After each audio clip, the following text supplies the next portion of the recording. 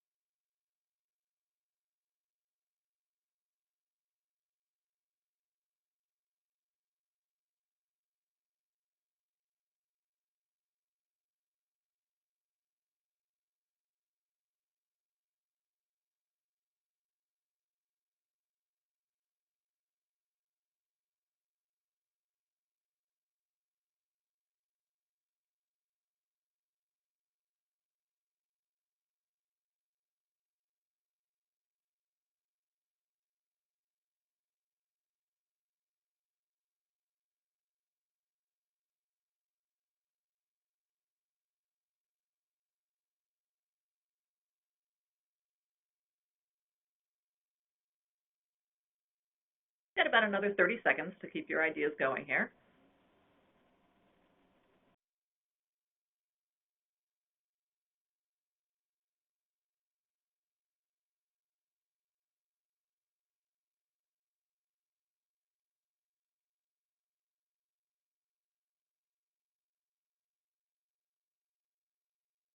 Okay, you should be winding down. Got your plan of action in hand, got your ideas all set, ready to go, and so we'll continue. So the IUSE program is divided into 2 major tracks. These are the Engaged Student Learning track and the Institutional and Community Transformation track. And so this section of the webinar will talk a little bit about those 2 tracks, again with a very specific focus on the Institutional and Community Transformation track, as well as provide you with some information about the levels that you can apply to, the funding limits for each of those levels, and the program deadlines. So the 2 tracks in a nutshell are Engaged Student Learning and Institutional and Community Transformation. So the Engaged Student Learning track is really a student-centered track, and so it can focus on things like the development, testing, and use of teaching practices and curricular innovations to engage your students and to improve their learning, their persistence, and their retention in STEM. Whereas the Institutional and Community Transformation track focuses more broadly on the transformation of colleges and universities to implement the highly effective STEM teaching and learning practices that have been garnered from, among other studies, things like Engaged Student Learning projects. So the engaged student learning really focuses on student learning, and this can either be a direct or an indirect focus. And by direct, I mean these would be projects that look specifically at the students and things that the students are interacting with. You know, maybe things that they're doing in the classroom, research experiences, things like that, that are focused on their learning. Whereas an indirect focus might be focused more on the faculty level and might provide things like professional development for faculty to help them learn how to use active learning techniques or other engaged student learning types of strategies, bringing those practices into their classroom, or helping redesign curricula for these students to help improve their learning. This track supports the development of improved instructional materials and or methods of providing this instruction, and helps to engage students to improve their learning and to increase their retention in STEM.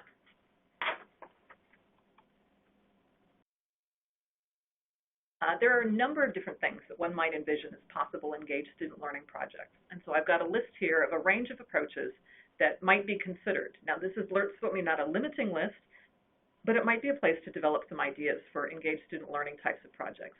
Things like developing and implementing novel instructional methods, things you could do differently in your classroom, virtual reality, sort of things like that. Designing and assessing metrics to figure out what's actually occurring in the STEM teaching and learning, or to actually look at the student outcomes more directly within the classroom. As we mentioned, faculty learning through professional development is certainly an appropriate topic for engaged student learning. These projects can be either discipline-based or they can focus on interdisciplinary initiatives. We might look at re-envisioning or adaptation of learning environments, incorporating more research-based things, incorporating other techniques and methods and technologies that have not been used prior in the classrooms that you are working with. These projects might include co-curricular activities that would help increase student motivation and persistence in STEM, ways to keep your students engaged in the classroom and keep them actually focused on their studies long enough to complete a STEM degree. These projects can also be sort of a bird's eye view, doing a synthesis or meta-analysis of prior work to uncover trends and to provide evidence of best practices that can be applied more broadly or in different areas and different disciplines from where they originated. And we've strongly encouraged collaborations between 2-year and 4-year institutions to develop innovative pathways for transfer and for student success.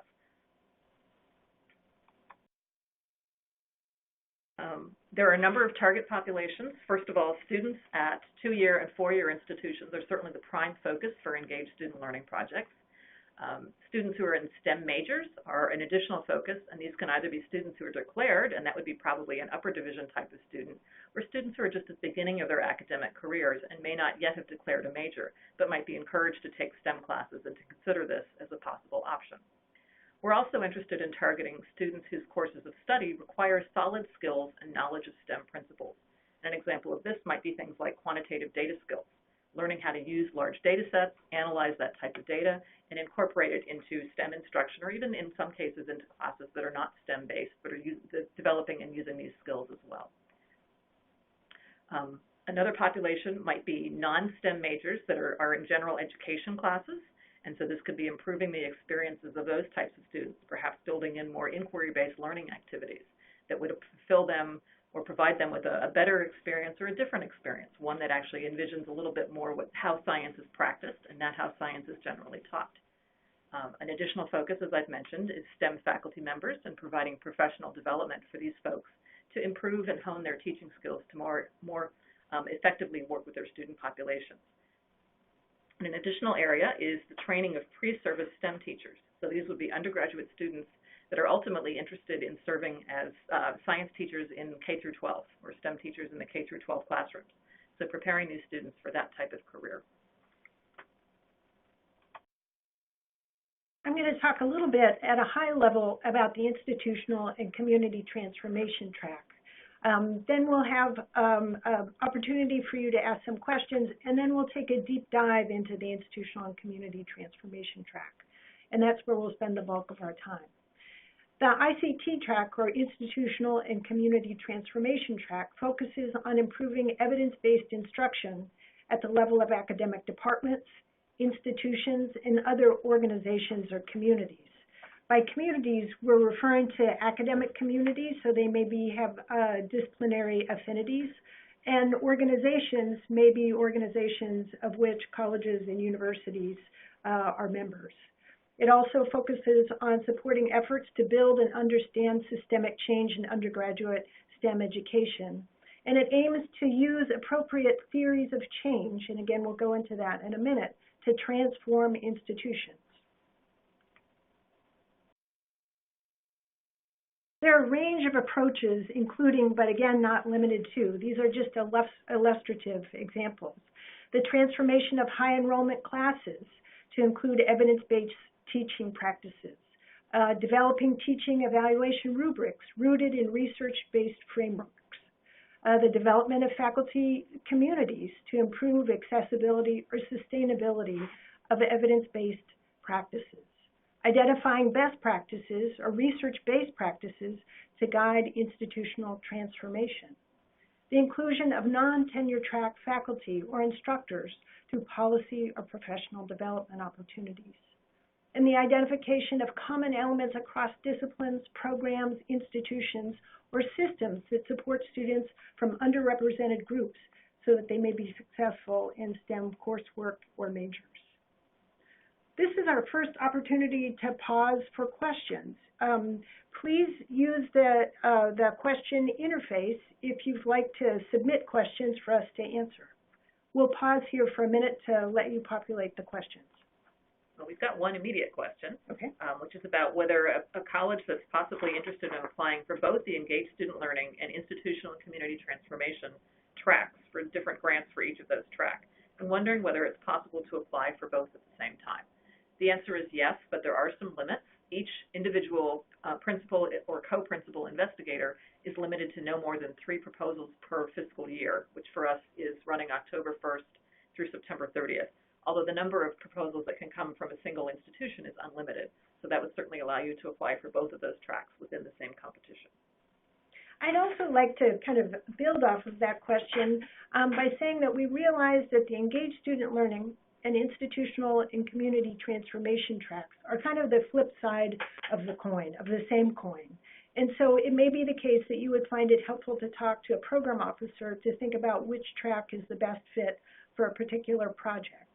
When those questions come up, I typically will ask about where's the preponderance of work that's proposed in a particular project. And that's one way of weighing which track that might be the best fit for your particular project and proposal. And one question is whether the target population for the pre-service STEM teachers in undergraduate teacher preparation programs, is it okay for these types of programs to reside in colleges of education, and whether that denies eligibility? The answer is these programs can actually reside anywhere within the institution as long as they are focused on training STEM teachers specifically. So that training can happen within a school of education. It can also happen within the various disciplines, biology, chemistry, whatever is available at the institution. So as long as the program is focused on teacher training, it would be appropriate. That's a really good question. It may be coming from someone who's familiar with the NOYS program, the Robert Noyes Teacher Scholarship Program. In that case, there are very specific constraints that came out of the legislation for the NOYS program that makes the location of a particular major important, if it's a school of education or not. The IUSE program is extremely flexible in terms of the kind of work that we're able to support. And so that's a point of differentiation between the NOYS program and the Improving Undergraduate STEM Education program. Move on? Sure. Okay. Okay, so fields of study as diverse as ecology, sociology, and education use these categories of micro, meso, and macro to describe scales or units of analysis. IUSE's, in the Improving Undergraduate STEM Education program, IUSE's overarching program goals are to improve the quality and effectiveness of education in all STEM fields and to enable the NSF to lead national progress towards a diverse and innovative workforce and a STEM literate public. For the purposes of our discussion today in this webinar, we'll consider the IUSE program goals at the macro or at the national level. Institutional and community transformation projects tend to focus on the meso level, insofar as they may focus on academic departments, institutions, or other organizations or communities. To round out the description, work at the micro level might focus on outcomes at the level of individual students, faculty members, or courses. Particularly if you are new to the work at the meso level, theories of change may help you situate your project and identify elements that would be useful to you. Today, we're going to focus in on the meso level again for ICT. So the ICT proposal should describe a theory of change. That's called out specifically in the solicitation. It's critical if you're putting together a proposal that you identify what you mean by that for the purposes of your particular project. And we'll dive into all of these in greater depth. That you include research literature and a theoretical perspective concerning change. That you're recognizing STEM higher education as a complex system. The ways we make decisions about the curriculum and curricular development and courses of study can be very nuanced in colleges and universities. And this institutional community transformation track is designed to support that kind of work. So for example, in order to promote institutional change, you may want to think about how to include teams of faculty members, support from academic chairs, departmental chairs, college deans, or others within the institution's academic leadership, or support from provosts or presidents. What do we mean by a theory of change? A theory of change functions to identify and organize the dimensions of the proposed work. This is coming directly from the IUSE EHR solicitation. While proposed projects will vary in the approach and the underlying theory or theories of change identified, promising proposals will recognize that STEM higher education is a complex system and that achieving goals involves analyzing and addressing organizational factors, such as institutional policies and practices or opportunities for professional growth.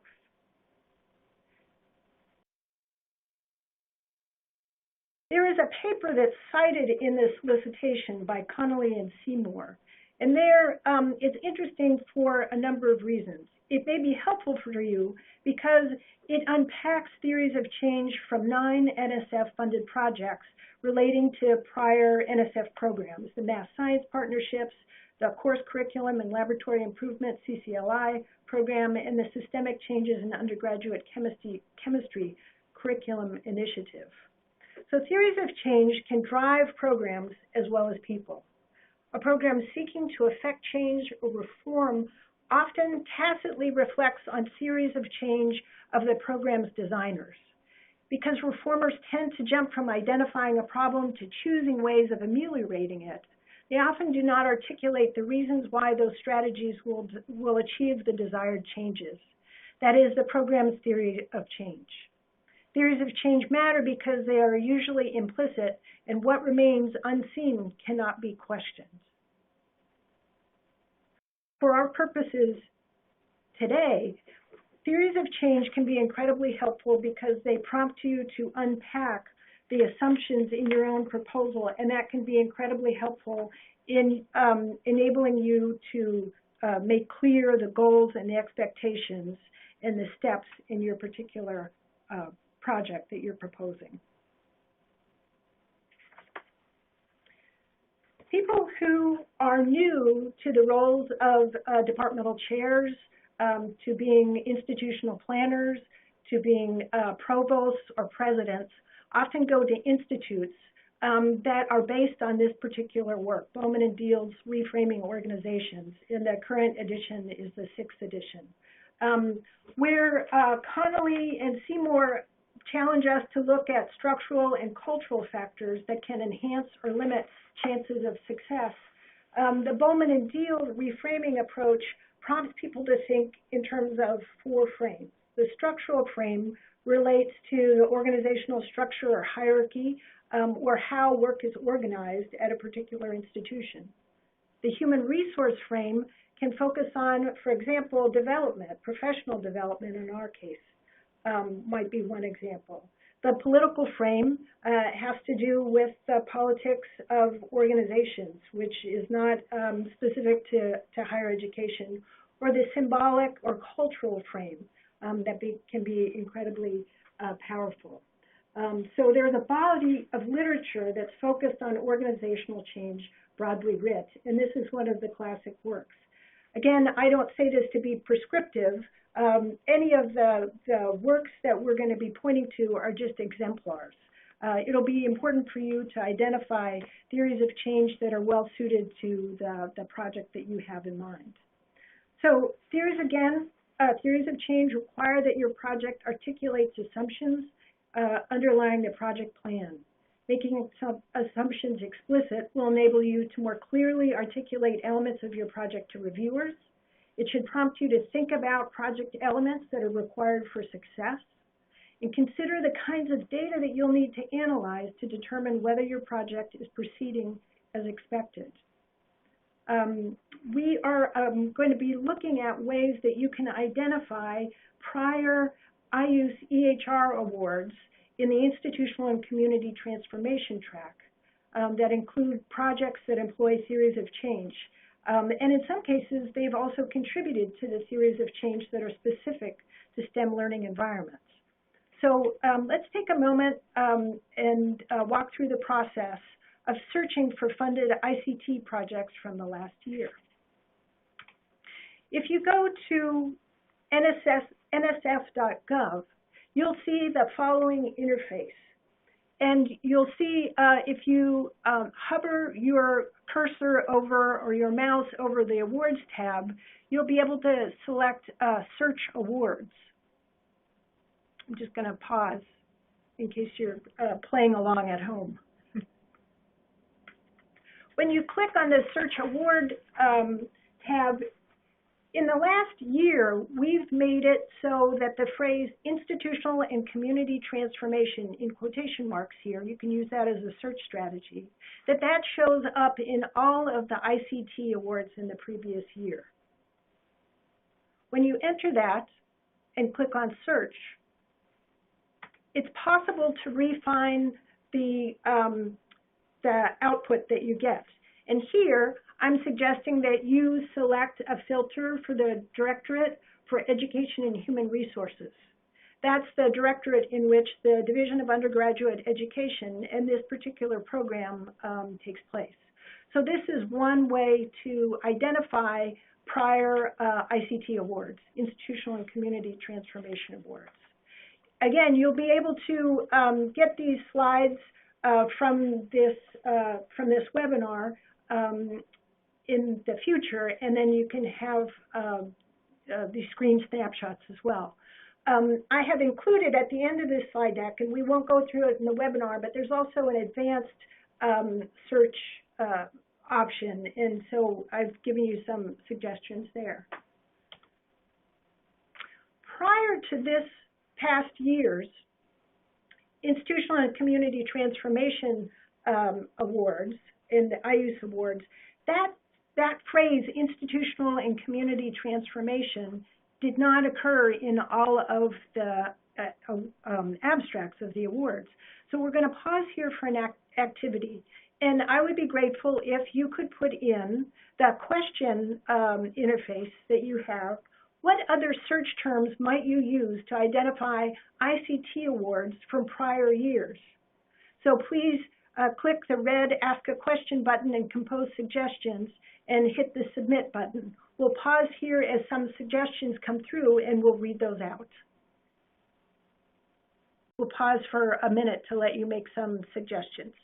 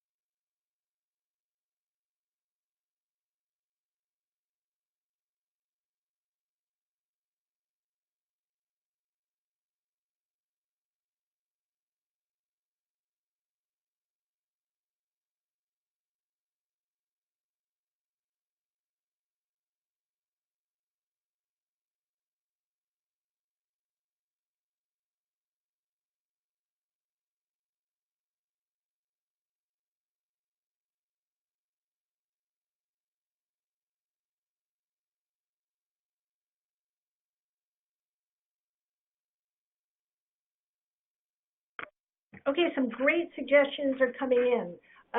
They include STEM learning, institutional capacity, theory of change, transforming STEM education, and institutional change, community impacts,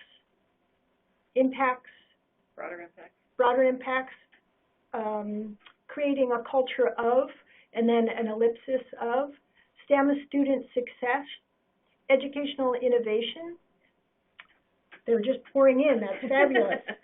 Institutional advancement, academic support staff, interesting. Okay, curricular revision and organizational change, undergraduate education. So we're getting a series of these that are very, very helpful. That's good. Well, thank you very much. So as you can see, it can be helpful to think broadly, more broadly, about the kind of search terms, since in prior awards we don't have that boilerplate in the abstracts. It can be helpful to, if you have a project idea, we'll talk about this in a little bit, to approach program officers, and they will be able to point you, in many cases, to prior awards. What we're able to talk about, and I have a few examples here, are the elements of awards that are public, and that is to say the titles and the abstracts that are available. And we have three examples that I want to share with you today. The first one is from DePauw University. This is a small liberal arts college testing a model for transforming STEM general education at liberal arts schools, led by Jacqueline Roberts and her colleagues, Pamela Prompsom and Michael Roberts. This is an interesting example for a number of reasons. So the project's goal is to test an integrated bottom-up and top-down model of institutional reform within a College of Liberal Arts STEM division. So at some levels, this is very interesting because it's recognizing the nuanced ways in which curricular decision-making and development are undertaken, both from a bottom-up and a top-down approach. The broad strategy is to provide a momentum to fuel transition from an active mobilization stage of this faculty-driven initiative to subsequent stages, implementation and then institutionalization. As you'll see in a subsequent slide, those are stages that are identified in a theory of change that this group has used to develop their project ideas as their theory of change. Initial grassroots efforts have led to base-level support for division-wide engagement of this goal. This model of change is focused on moving the STEM faculty towards significant course transformation, reflective of the growing evidence base indicated in what works, while simultaneously developing a productive STEM learning community. This will be accomplished partly through the Curriculum Reforms Award. So they had an award program that was funded by this IUSE award that would be made to individuals or faculty teams to design their courses or to develop new team-taught interdisciplinary courses. Linked to the awards are best practices, pedagogical workshops that also engage disciplinary faculty teams from other institutions. So this is an example in which faculty development and workshops are incorporated into an ICT project. And finally, the project is building on the work of Ann Austin, her work promoting evidence-based change in undergraduate science education, and the work of Susan Elrod and Adriana Kazar, facilitating interdisciplinary learning. The institution itself will add additional diversity to the group of institutions supported by EHR grants working to achieve institutional transformation. One of the reasons why this project is an interesting exemplar is that it's taking a theory of change and it's applying it in a different institutional context. Within the IUSE program, it's really powerful to be posing questions about what works, for whom, and in what context. And this is an example of a project in which they're incorporating theories of change in a very specific context, in this case, a liberal arts institution. The next project I want to highlight for you was titled Integrating and Scaffolding Research into Undergraduate STEM Curricula, Probing Faculty, Student, Disciplinary, and Institutional Pathways to Transformational Change. This award was given to the Council on Undergraduate Research, and Beth Ambros was the head of that organization. You can see the institutional team listed here, or not, excuse me, the project team listed here. This was a project that was designed to achieve a cohesive curriculum that initiates students into a culture of inquiry and research. In the discipline, departments will use a backward design approach to develop scaffolded research-rich courses and assignments that build on deliberate ways to guide students to greater independence and ownership of their learning. To just pause for a moment, this was a project in which multiple institutions who were committed to giving their students undergraduate research experiences think through entire majors and use a process called backward design to scaffold or give multiple exposures to the kinds of experiences that the departments wanted their students to have that relate to undergraduate research opportunities. Two overarching research questions that were examined as a part of this project are, what effect do student characteristics have on student learning experiences and outcomes in a scaffolded, inquiry-driven curriculum? And two, how do different departmental approaches and distinct disciplinary cultures impact the integration of components and outcomes of the undergraduate research curriculum?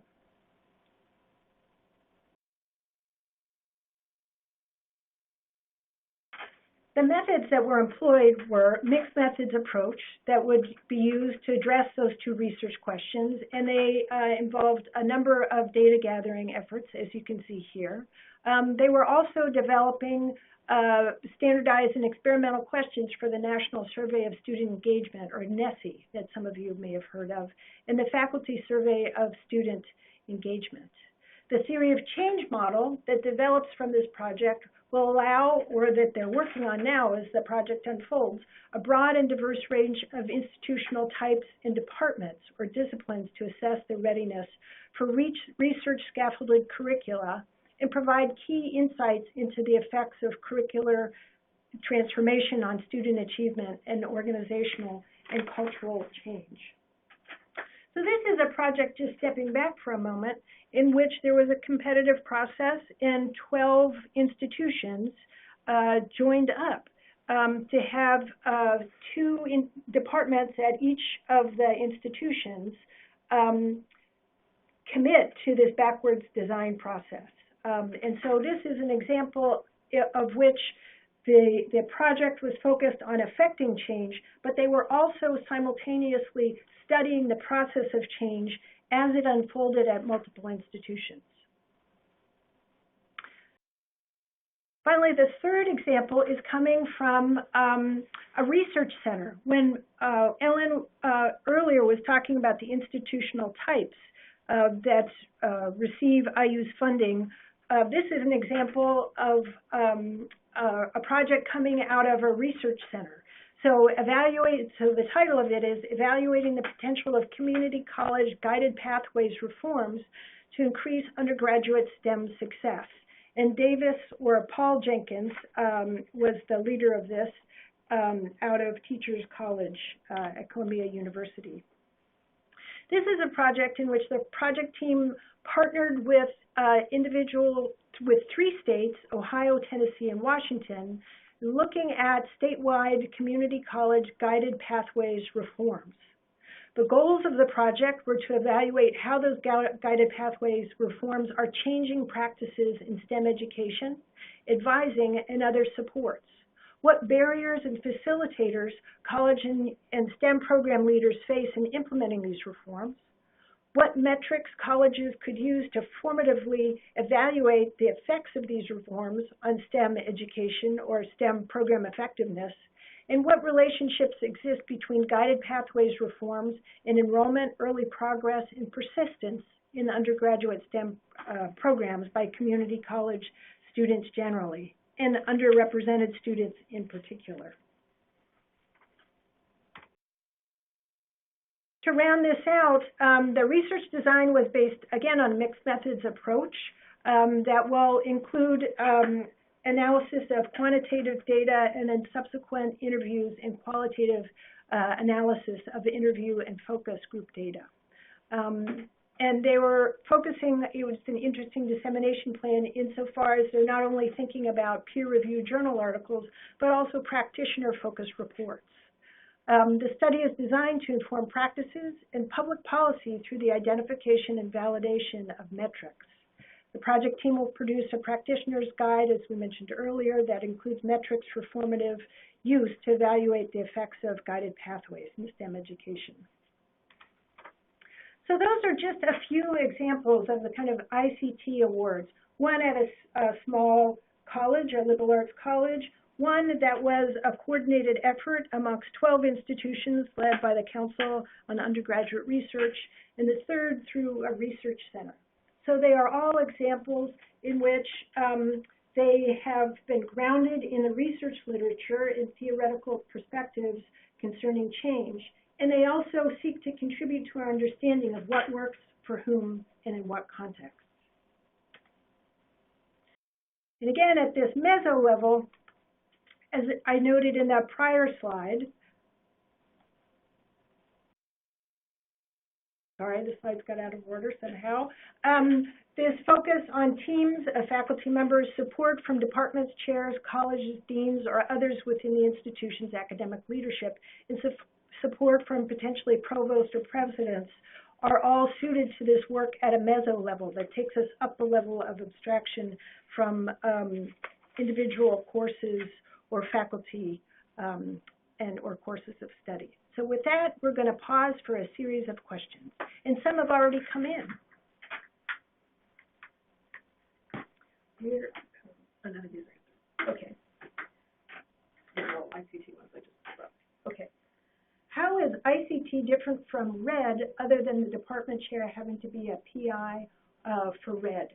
RED is focused on its revolutions in engineering. Revolutionizing engineering departments. So it's actually focused specifically on engineering students. And it does have some very specific requirements. It's actually a program that's operated out of the engineering directorate at NSF rather than out of the Education and Human Resources Directorate. There was an earlier question about whether or not someone could develop their own theory of change. And so how receptive are you to homegrown theories of change? We are receptive as long as they're well developed. So that is to say, if you feel like in the literature the extant theories of change do not apply appropriately for the project that you have in mind, I would encourage you to develop and test your own theory of change, but it will be important to situate that in the larger literature so that it's clear that you are informed about prior work and that you're in a position to generate new knowledge and to help us understand theories of change to support undergraduate STEM education. What types of partnerships are expected between the collaborating universities?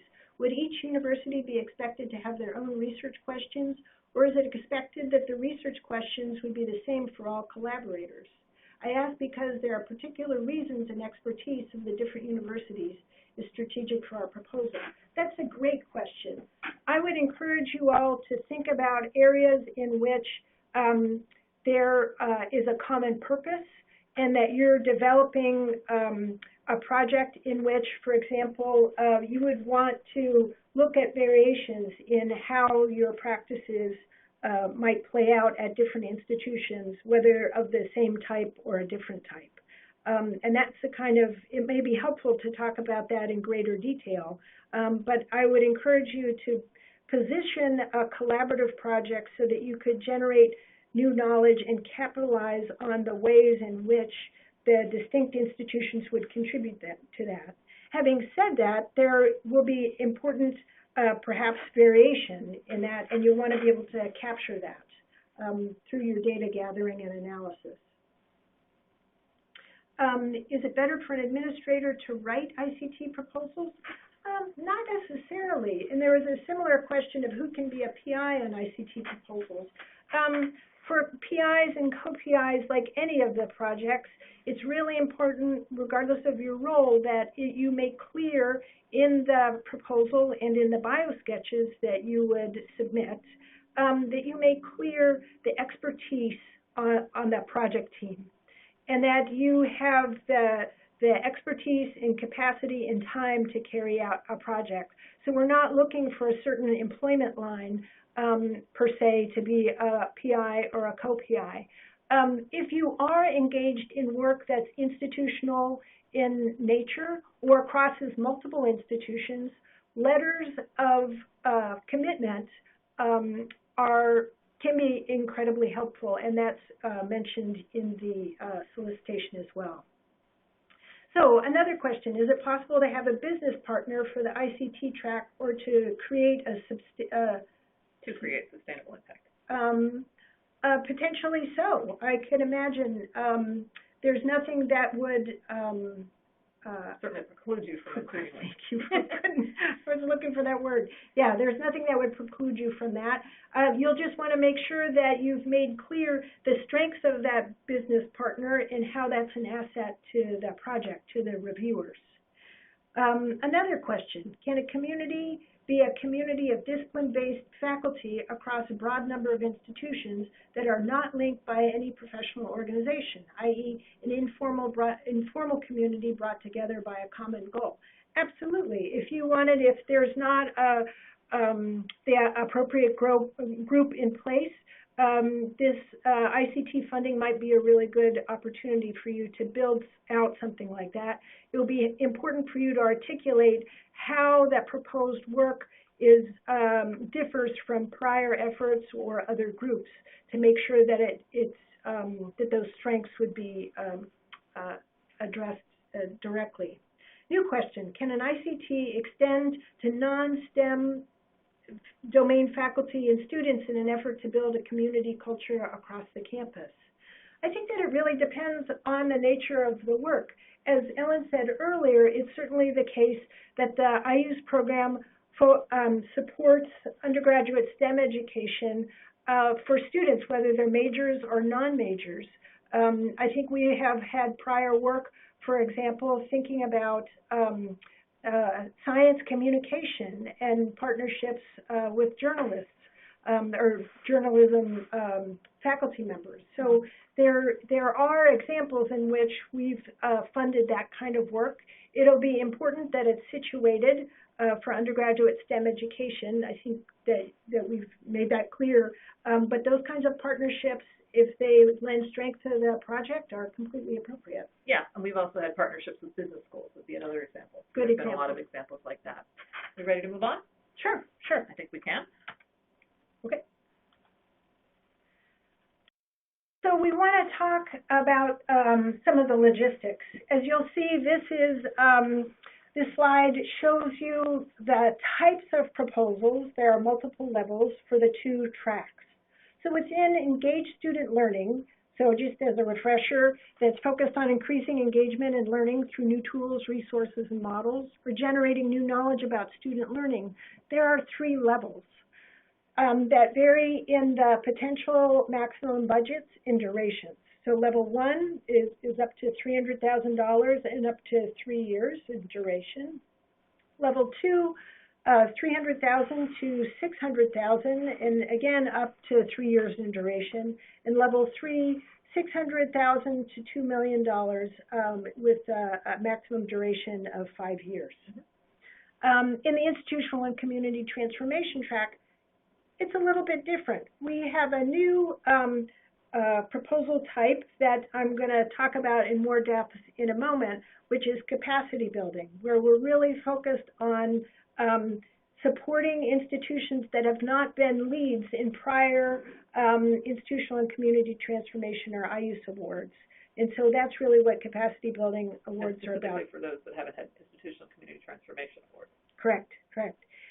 We also have level 1, so similarly, a maximum potential budget of $300,000 and up to 3 years in duration. And level 2, which for single institutions, the maximum potential budget is $2 million, but for projects that are larger in scope with multiple institutions or from research centers, as you'll see in a moment, can have a maximum potential budget of $3 million and a duration of up to 5 years. There are a couple of different deadlines that you need to be mindful of. With level 1 and capacity building proposals, regardless of track on level 1, the deadlines are February 4th, 2020, and the first Tuesday in February thereafter. And then again, approximately 6 months later, August 4th of 2020, and the first Tuesday in August thereafter. With the larger level proposals, level 1 and level 2 or level 3, we have a deadline coming up December 4th in 2019 in a few weeks, and in years hence, it'll be the first Tuesday in December thereafter. So the capacity building proposals types, as Ellen alluded to, they may be submitted as individual or collaborative projects. The maximum award size is $150,000 for a single proposal from a single institution, or $300,000 for a multi-institutional proposal. And the maximum duration of both the single or multi-institutional proposals is 2 years. They are expected to enable institutions that have not served as the lead institution on a prior institutional and community transformation award to identify a project of interest. And in the service of this, in a 2-year duration, funding for these projects is intended to support efforts to assess institutional needs, formulate departmental and/or institutional commitments, develop necessary campus partnerships, audit prior institutional efforts, gather data, learn about relevant theories of change, identify relevant institutional practices and policies, and formulate plans for advancing institutional or community transformation. Proposals are encouraged to include a variety of participants, such as disciplinary or educational researchers, assessment and evaluation experts, and advisors and institutional leaders. Funds for capacity building proposals are intended to defray costs such as coordinating among project participants, sharing data, and attending relevant meetings, including the IUSE EHR PI meetings. The project timeframe, and this is important, is intended to allow institutions to host one or more working meetings at which stakeholders and potential research partners might ultimately develop an ICT level 1 or level 2 proposal. That was a lot of text. What we want to convey is that this is an opportunity for you to pull together a plan for your project, marshal expertise and the relevant stakeholders on your campus, but also think carefully about potential research partners that might enable you to think about theories of change or even further build out theories of change and generate new knowledge in that way. And that whole process is designed to prepare you to develop an ICT level 1 or level 2 proposal. A level 1 description, this is coming directly out of the solicitation. They have a maximum award size, as I mentioned before, of $300,000 and a duration of 3 years. The awards at this level are intended for early stage or exploratory projects, or small to mid-scale projects that build on prior work. We've already talked about the deadlines associated with that. The level 2 range again from $300,000 to $2 million if it's a single institution, or up to $3 million for collaborative projects from 2 or more institutions or from research centers studying phenomena of broad potential impact. So an example of that was the third research award example that I gave you that was about guided pathways. That's an example of a proposal coming from a research center. So level 2 projects have a maximum duration of 5 years and are intended to support design and development work or impact research. The impact research reference is coming from a common guidelines of educational research, and you can find the reference to that in the IUSE solicitation. So projects at this scale and scope may be disciplinary, interdisciplinary, or multidisciplinary in nature and are intended to examine and/or incorporate broad communities of institutions, departments, or faculty. So you may want to talk to a program officer if you have questions about whether or not your program or your project idea have sufficient scale and scope to warrant support at the level 2 level.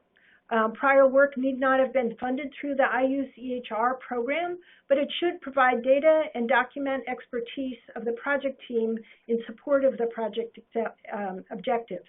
That is to say, if you're focused on a level 2 project, make sure that you have the right pieces in place that signal that your project is appropriate for scaling up or for being just a large-scale project to begin with. So the work is expected to contain robust research plans, including either significant research questions or large-scale evaluation efforts, along with appropriate assessment efforts.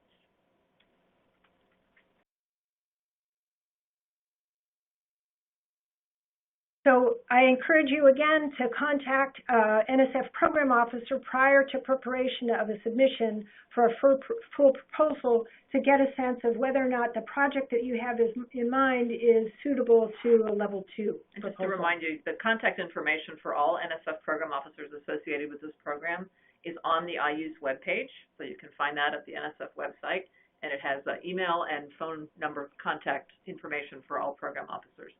So it might be advisable to think about preparing a one-page outline of your ideas, picking a program officer who has relevant expertise, possibly disciplinary or interdisciplinary expertise to match your project, and send them a query about the suitability of your project for this particular level. Okay, we're going to pause here. We've just gone through a lot to field some questions. So I'm sure some questions have already come in, but feel free to add some additional questions. And since we've gone through so much material, we'll probably pause for these questions or field questions for a little bit longer maybe than last time. Okay, first question, can an ICT project that is focused largely on the meso level, e.g. resources, faculty development, network development, also include an implementation and evaluative component at the micro level, pedagogical strategy, student outcomes? That's a fabulous question. I encourage you to, for example, if it's appropriate, look at outcomes, student outcomes, or the faculty outcomes to ensure that the changes that you're trying to enact have had the effects that you intend.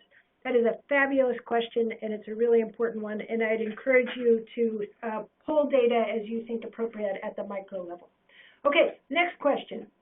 If you were suggesting a new theory of change, would it make sense to start with a capacity building project? That's a good question. I think of, and you should feel free to contact me directly, this is Andrea, if you want to follow up. I think of capacity building proposals as being for institutions that have not yet been on a lead for an ICT project to date. And that may be because you just haven't, it hasn't been the right time to engage in that kind of work, or that you're at an institution that doesn't have those hasn't had those pieces pulled together prior, and you may not already have expertise in theories of change. If you're developing a new theory of change, you may be working with people that are already expert in that literature. And if that is the case, then capacity building may not be an appropriate place for you to start.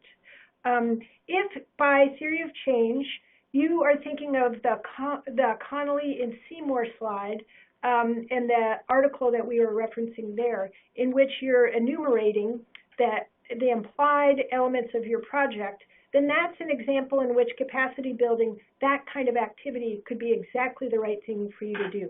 So I would be happy to talk to you in more detail about your specific project. Okay, we have a question about eligibility and about who is actually eligible to apply for the capacity building track. The capacity building track is intended for institutions that have not had ICT track proposals before. So that is an institution. They may have had an IUSE award, they may have had an STEM or a NOISE award. None of those are disqualifying, but it would be disqualifying if your institution has been awarded an Institutional and Community Transformation Award. So that's the only disqualification. Anybody else is certainly eligible to apply in the capacity building track.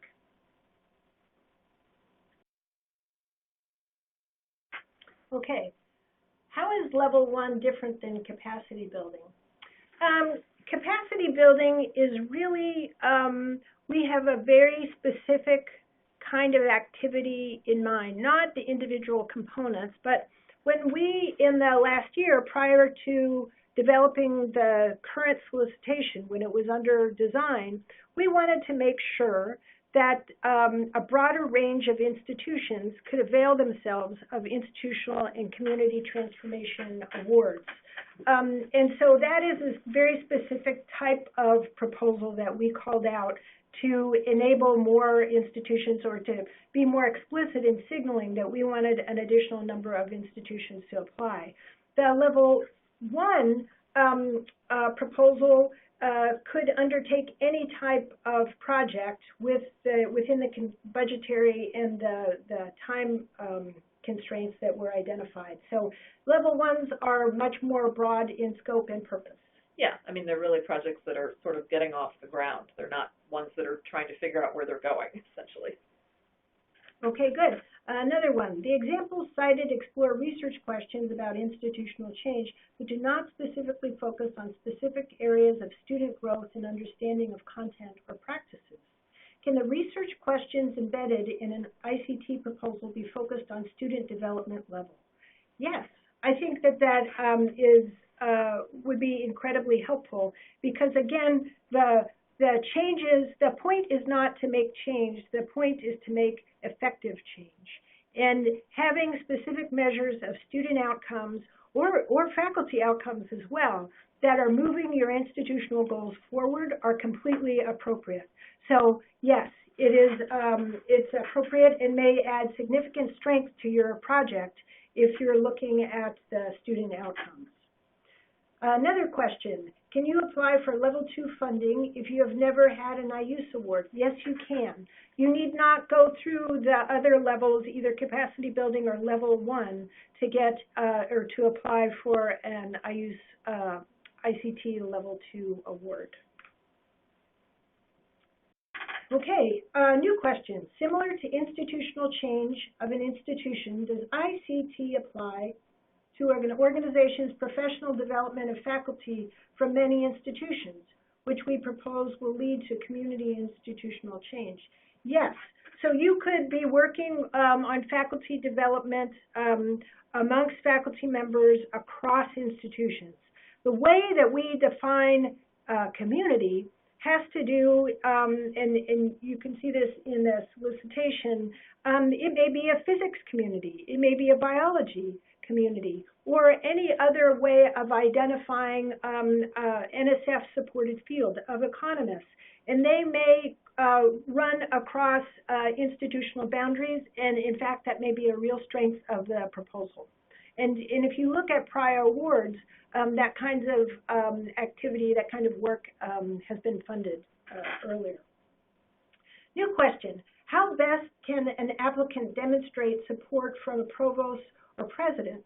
My understanding is that letters of support are not allowed. Okay, I love that question. We get asked this one all the time. It's a really important one, and the nomenclature that the NSF uses is a little confusing because they sound synonymous.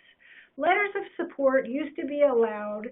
Okay, so there's, some of you will know about the policies and procedures. Yeah, Proposals and Awards, Policies and Procedures Guide, PAPG for short. Thank you, Ellen. In which this is the kind of thing that's addressed there. A letter of support has the connotation of it's a statement of enthusiasm for a project. It is not a statement of commitment. Letters of commitment, on the other hand, are allowed. And there's some very specific language in the PAPPG and also in the IUSE solicitation that I would encourage you to look at. But in effect, what it does is it makes it so that a letter contains an affirmation that the activities that were described in your proposal, in your 15-page narrative, that if the person writing a letter of commitment is saying, I commit to carrying out the responsibilities or the activities or the duties that were implied in the narrative that you submitted. So that's a fabulous question about the difference between a letter of support and a letter of commitment. Okay. All right. New question. If the outcomes you are working to affect are in postgraduate employment for underserved populations, how can the lag time, 4 or 5 years, be accounted for within the time limit of an award? That's a fabulous question. And it may be the case that it's outside the scope of the time that you would have if you are looking at a specific intervention. Now, it may be the case that you want to construct a research project that is looking at interventions that were made in an earlier era, and so which, in that case, your research time frame may include students 5, 10 years after the initial intervention. So that might be a really interesting and innovative way to pose and frame research questions that apply to undergraduate STEM education. You ready to move on? Yes. Okay, those were fabulous questions. Thank you very much. Okay, we're going to talk about program expectations. So the IUSE has a couple of expectations. There's sort of global expectations that we think might apply to all projects, although some projects may fit within, more within one of the 3 pillars, and that's fine. But these are the things that we're hoping for the program as a whole. We really want this program to build knowledge about STEM teaching and learning at the undergraduate level. And this can certainly be achieved through things like developing novel, creative, and transformative approaches to undergraduate STEM teaching and learning. We really like the phrases novel, creative, and transformative. That gets used at NSF a lot. So we really are looking for ideas that are interesting, creative, and hopefully can transform the student population that you're working with. Now, this can be students within your own classroom at a single institution or broad communities of students across an entire nation, spanning several disciplines. We hope to incorporate evidence-based STEM practices or evidence-based practices in STEM teaching and learning. So that's to build on knowledge that has already been gained in the field, some of which has been supported by NSF and some of which has been gathered through other mechanisms. We also hope within this particular pillar to be able to adapt, improve, replicate, and include these types of teaching practices in STEM teaching and learning. We also hope to build and understand systemic change in undergraduate STEM education, and the institutional and community transformation track speaks very specifically to this particular pillar. And within this track, we hope to lay the groundwork for sustained departmental, institutional, or community transformation and improvement.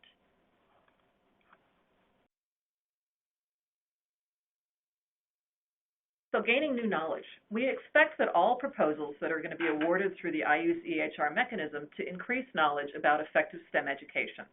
Now this knowledge can be actually gained in several different ways, one of which is to pose one or more research questions and hopefully answer them within the course of your project, or to provide an evaluation of project activities, impacts, or outcomes that will lead to generation of new knowledge. Successful proposals do a lot of different things, and so this is sort of a laundry list of things that we hope that successful proposals will do. We hope that they will build on what's known, so that includes usually doing a literature review or summarizing prior evidence in the field to help you define a starting point for the work that you're proposing to do. It's really hard to justify where you're going to be moving forward if you don't know where you've come from.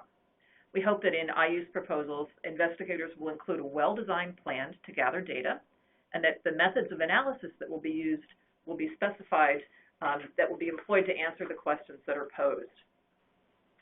We hope that IUSE proposals will include mechanisms to evaluate the success of the project. And this is both formative and summative evaluation. So we want the projects to sort of assess what's happening as the projects unfold, so any needed course corrections can be made before the project ends, and then also to summarize at the end what exactly has been learned and achieved through the efforts of the project. We hope that materials that are generated or information that is learned in IUSE proposals can be shared with the broader community. And this type of dissemination can actually take many, many different shapes. Published papers are certainly one accepted way, presentation at conferences, or things that are more creative, like we've seen proposals that will suggest sponsoring Reddit Ask Me Anything forums, which is a really interesting idea for disseminating new materials. We hope that projects will address their sustainability. We intend NSF awards to provide you with a way to start and hopefully learn something through your project, but we don't intend it as an ongoing mechanism to support a project over a long period of time. So plans for what would happen at the end of the project should actually be built into the proposal. And we hope that investigators will collaborate with others as needed to gather the necessary expertise to actually execute the project that they're intending to put together. So collaboration with other investigators, with other institutions, or with communities that are going to be helpful in achieving the goals of the project.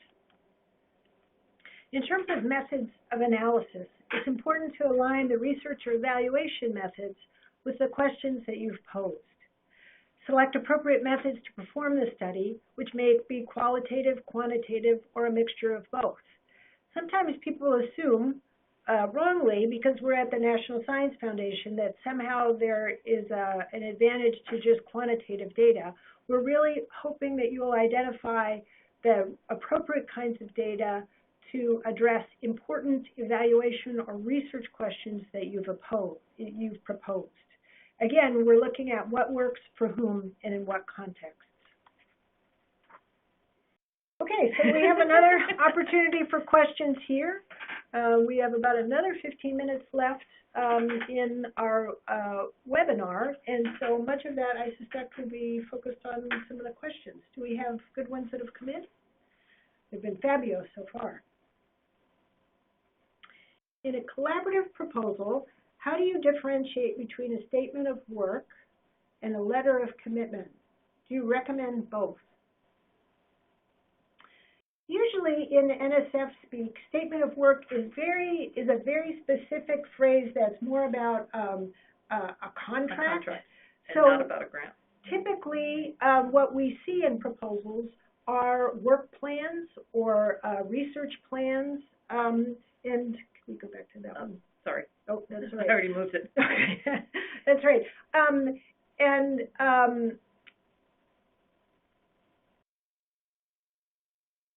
sorry, I missed that. A statement of work and a letter of commitment. How do we differentiate between a statement of work and a letter of commitment? Okay. That was the remainder of that question. All right, good. So a statement of work would be something altogether different. For a letter of commitment, that may apply to the plans that you have articulated in your proposal, whether your project plan or your research plan, and a letter of commitment would mean that the person who is identified who's signing that letter is committing to the activities that were enumerated in that particular plan. Okay, new question. Can one person submit to both Engaged Student Learning and Institutional and Community Transformation track with one idea? One more on student learning, classroom intervention, and one on building faculty capacity, fostering faculty learning communities on that instructional innovation. I think that's a great question. I would encourage you to pick one track or the other, and Ellen will tell me if she has a different read on it. But basically, as I mentioned before, those two tracks are the flip side of the same coin. And what you should do is to identify when you look at the project plan in its totality, where is the preponderance of work taking place? Would you characterize it more in terms of the engaged student learning and developing materials, or in terms of the institutional and community transformation? And I think this is a place where a program officer can actually be really helpful. If you are not quite sure which of those two tracks is the one that's relevant, I really strongly urge you to contact a program officer, send them an outline of your ideas, and they can help you disentangle which of those tracks would be better suited to the work. Okay, new question. Do all proposals need to involve more than one department or institution? No, they need not include more than one department or institution. If it is within a single department or institution, think about the scope and the level that you would be submitting your proposal to in the ICT program. Certainly for level 1, that might be entirely appropriate for a single department. Sometimes we see larger proposals from large institutions that might be suited to level 2. So as Ellen said earlier, it might be a really good idea for you to talk to a program officer with the IUSE program to get a sense of that. Okay, new question. Can you further Expiate? Okay, can I describe in greater detail more on the mixed methods used in both qualitative and quantitative methods? Are there limitations to the methods of research and analysis as well as the evaluation to use? You know, so in the case of the third project that was looking at guided pathways, there the project had, and I'm just drawing from the abstract, they had data, student record data from multiple institutions across the 3 states were identified. And they were engaged in quantitative analysis of those data. And then they wanted to unpack their findings to have, to be able to ask, in effect, why questions. And so they were following up on the quantitative analysis with individual interviews and focus groups. And so those are qualitative research methods or approaches that enable to ask different types of questions than are quantifiable with the institutional level data. You might reverse that process, I can imagine, in a project as well. That is to say that you see a phenomenon and phenomena, and you want to engage in qualitative research to ask people what their experiences are, and then based on your qualitative findings, develop a survey to follow up on that, to be able to quantify it, to use institutional data, or in fact to help you hone in and select on an instrument or a scale that's already been developed and make sure that it's appropriately aligned with your particular project. So those are a couple of examples in which you might start with qualitative and move to quantitative, or the reverse, start with quantitative and move to qualitative in having a mixed method study. Some people will also collect data simultaneously, and that's another approach. Okay, here's another question. We have multiple institutions who have expressed interest in partnering with us on our proposed ICT Level 2 project. Will NSF expect letters of collaboration from every partner? If we have some but not all, is that okay? I'm going to ask you to put yourself in the shoes of a reviewer looking at this particular proposal. Would it be acceptable to you to have indications from some of the partners, but not necessarily all of them, included in the proposal? If the level of commitment that's expected of these institutions is fairly high, I mean, my personal feeling is that a letter of commitment would show a strong sign of support for this particular proposal. And I think review panels would actually question if letters were not there for partners that had major roles in the project. I think in the main, that's exactly right. The second example that we had of an award was from the Council of Undergraduate Research, and they very specifically articulated a competition process that they would put in place to engage in a national search for institutions to work with them. So that is an unusual case, it's kind of an edge case. So what Ellen said is true in the main, but there are some interesting exceptions to that you might want to consider as well. Okay, another question. Does a PI have to have a PhD in a STEM field? Could a science librarian with a master's degree serve as a PI? Absolutely. We have no limitations on the qualifications of the principal investigator. And this in particular works for community college faculty, many of whom actually don't have PhDs. But we also have a number of community college faculty members who are very successful IUSE PIs and are running research projects that have been serving both their interests and the interests of the community as a whole. And we have had relatively few proposals that are housed, that have been funded, and actually very few, in my experience, that have been proposed that involve libraries and librarianships in STEM education. And I think it'd be really interesting. Yeah.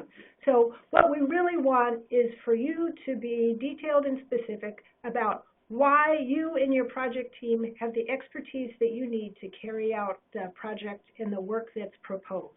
We're not looking for specific types of titles or positions. New question, can I hire an international consultant to help me on an NSF project? It's kind of a mixed answer. The answer can be yes. Having an international consultant can be appropriate in some cases.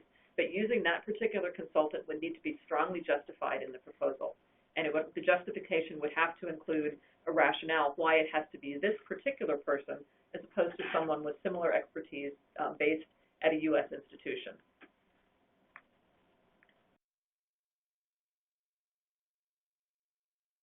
Okay, new question.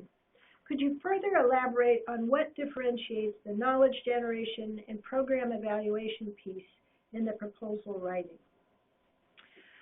Knowledge generation, and that's a fabulous question. Sometimes the same data can be used for both purposes.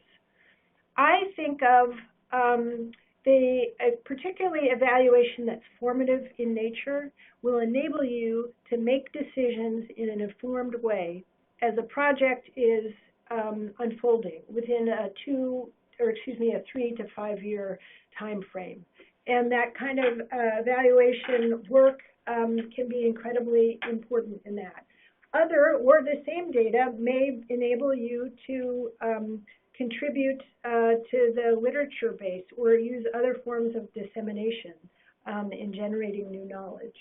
And those are both completely appropriate and actually very important. Okay, another question. What level of evaluation is required? Is there any preference for an outside evaluator, or can the evaluation be more embedded within the project? Or does it really just depend on the particular project? Within the new solicitation, actually, at the very end of the solicitation, there are some ideas of things that should be included in proposals. And one of the questions listed in that list does address this very directly. We believe that there should be an evaluation component, but we're actually leaving it up to the PI team to establish exactly what that evaluation component can look like. It can be a member of the project team, it can be an external evaluator, or evaluation efforts might be provided by an advisory board. So I think in putting together the project, you really want to think what is the best evaluation that's going to be suited for your particular project and proceed accordingly. And you'll just want to make sure that you help the reviewers have a sense of confidence that you will be getting the appropriate type of feedback that you need to inform the decisions that you need to make as the project unfolds. Again, regardless of the mechanism in the position of your evaluator or advisory board. Another question. Is it recommended that a level 1 grant include an intervention, or can we focus on descriptive analysis of the current state of professional development and its link to student understanding at multiple institutions in a level 1 grant currently, and then hope to learn from this to submit a level 2 in a few years? One of the possible examples that we provided, certainly in talking about the engaged student learning track, was the idea of doing synthesis or meta-analysis. And so I think this type of approach would certainly fit in that, where one is pulling together information that may already exist in a community or through a body of literature to understand what the best practices are, and then, yes, using that as a stepping stone to develop what might develop into a level 2 or a level 3 type of proposal, depending on which of the tracks you're in.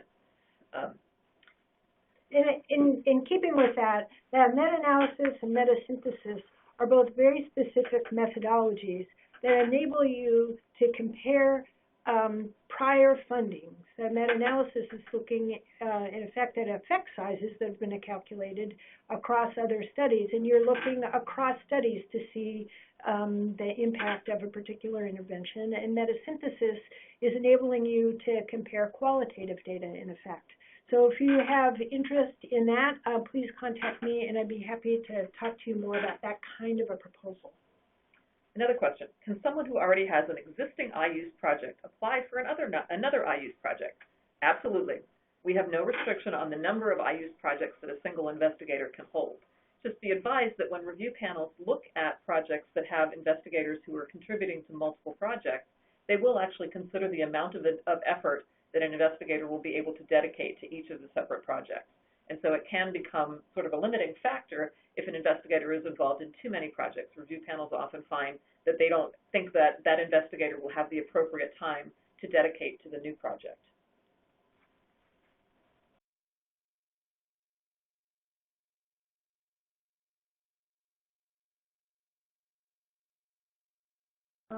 Is there a suggestion for the number of students that are involved in an ICT project, a sense of how many students make a powerful study? If I understand the question correctly, and please follow up with me if I'm not, it is important to get a sense of, if you're doing an analysis, for example, that involves examining quantitative data, looking at the kind of sample size that you would need.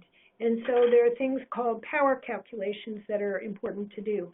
And in fact, what that means is that in the measurements that you're taking, that if your confidence interval is not so large that you're not able to differentiate between whether treatment, if you will, is effective in one group or not in another, that you don't have sufficient data to be able to differentiate between the two. And that's where that kind of calculation in which you would have an appropriate sample size. There's also sampling that's really important in terms of qualitative research and getting a sense of if you have enough participants in a study. So I would encourage you to make sure that you have an individual on your project team or on your advisory board that can help you determine the appropriate number of participants in a study to ensure that you will be able to, with authority, answer the questions that you have posed with the data that you're gathering and the modes of analysis or methods of analysis that you're proposing. Okay, another question. You mentioned faculty professional development under the Engaged Student Learning track. What about teaching professional development for graduate students? I certainly think that would be an appropriate avenue for study, but the end result and the desired outcome should actually be the effect on the undergraduate students. Certainly this would be considered what I think of as an indirect effect on the undergraduates, but it could certainly be appropriate since graduate students often perform the bulk of teaching at large research universities in things like mathematics curricula and things to that effect.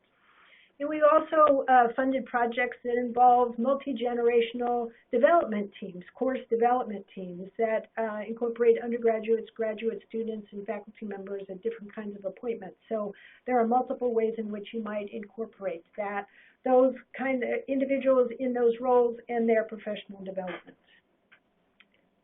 We have about 3 minutes left, and so we want to make sure that we're able to go through the last few slides that point out some resources that might be helpful to you. Of course, our colleagues at AAAS have set things up so that you have resources that I mentioned earlier that are pointing to the IUSE EHR program webpage in our solicitation. That you're enabled to conduct searches from links there, but you can also go to nsf.gov and do an award search. And this slide deck, which you'll have access to, includes some suggestions on how to do that through screen snapshots. I encourage you to contact a program officer, and the names and contact information are on the program webpage. There are also, if you print out the solicitation, the PDF version, they're on page 13. There are additional helpful resources. Yes, we've already mentioned the Proposal and Award Policies and Procedures Guide. This is really your Bible for everything related to proposal preparation. It has information on budgets. It has information on all of the different components of the proposal itself. It has some formatting information. It has questions on specialized mechanisms that sometimes proposals come in through. But it's really the first stop for when you're looking for information about how to put a proposal together. The common guidelines for education, research, and development we've mentioned several times throughout this webinar. It's actually a document prepared in collaboration with the National Science Foundation to help define exactly what educational research looks like. And so you may be able to find some helpful examples to guide you as you formulate your research plans if you go through that document. We have an overview of the merit review process that's posted to our National Science Foundation website, and this can be a very useful resource when helping to understand what panelists are instructed to look for in particular proposals. As you may know, once your proposal is submitted to the National Science Foundation, it will undergo a panel review. So we send it out to a set of reviewers. We have them provide their opinions, their expert opinions, on the proposal, on its structure, on what it's proposing to do, and all of this different information. And so we instruct those reviewers in things that they should be looking for within the proposal. And so some of the instructions that we provide for these reviewers is reviewed in this merit review overview that's available on the website. There is also a video that we show to all prospective reviewers called The Art and Science of Reviewing Proposals. And so it includes some very helpful information that reviewers also use in assessing proposals. So that can sort of help you look at your own proposal through the eyes of a reviewer. The BICSR program is something through the EHR Core Research program, but it's an opportunity for you to put in a proposal if you would like to retool in terms of the research methodologies that you feel well versed in. So there are both individual awards, but we're also funding full institutes that are intended to help people retool, for example, in things like quasi-experimental design. Thank you very much. We've come to the end of our major set of slides here. I would like to point out in the deck that you will be accessing, if you look at this particular deck on the website, there's some additional slides that relate to preparing proposals. We haven't had time to go through those slides today, but if you look at the slide deck from November 5th, we did actually cover those slides in that webinar. So if you use that deck and listen to the recording of that particular webinar, you'll hear the audio comments that we made on those slides. And so that may be helpful for those of you, particularly those of you who are new to NSF and new to preparing proposals using the NSF format. We thank you for your participation today. There are a lot of you signed up for this, and we got a number of great questions provided through the question box. I'm sorry we didn't have a chance to answer everything that came up, but you do always have the option to contact a program officer and to see if you have specific questions that they might be able to answer. I would like to remind you, if you're contacting them with regard to projects that you're thinking about, it's really helpful to have a 1- to 2-page outline of your project that you will attach to an email that you will send to the program officer. That allows them to have an understanding of your project before they schedule a conversation with you or before you engage in an email exchange to help refine and define the parameters of your particular project. So thanks for your time today, and thank you for your interest in the IUSE program.